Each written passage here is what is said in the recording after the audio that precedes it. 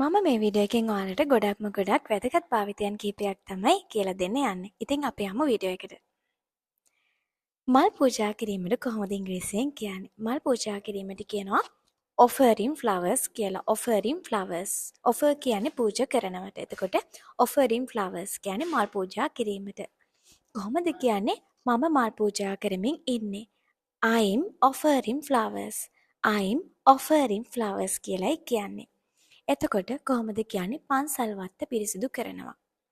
පන්සල් වත්ත පිරිසිදු කරනවට කියනවා පිරිසිදු කිරීමට කියනවා cleaning the temple garden. cleaning the temple garden. මම පන්සල් වත්ත පිරිසිදු කරමින් ඉන්නවා. I'm cleaning the temple garden. එතකොට කොහොමද කියන්නේ සිල් සමාදන් වෙනවා. සිල් සමාදන් වෙනවට කියනවා observe සිල්. එතකොට සිල් සමාදන් වීම observing සිල්.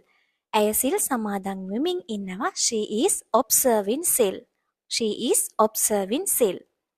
මම සිල් සමාදන් වුණා. I observed සිල්.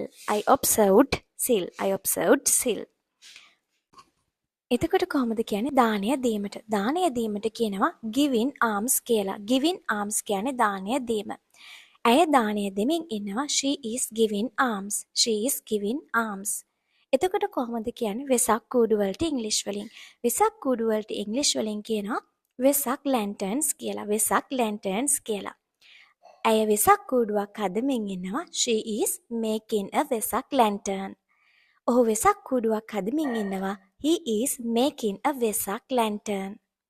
making a වෙසක් lantern කියලා කියන්නේ වෙසක් කූඩුවක් සාදමින් ඉන්නවා. making a Vesak lantern. making Vesak lanterns කියලා කියන්නේ වෙසක් කූඩු සෑදීම. අකිල වෙසක් කූඩුවක් සාදමින් ඉන්නවා. ඒ කියන්නේ අකිල වෙසක් කූඩුවක් හද ඉන්නවා. Akila is making a Vesak lantern. Akila Vesak කූඩු හදමින් ඉන්නවා. Akila is making Vesak lanterns. Thanks for watching.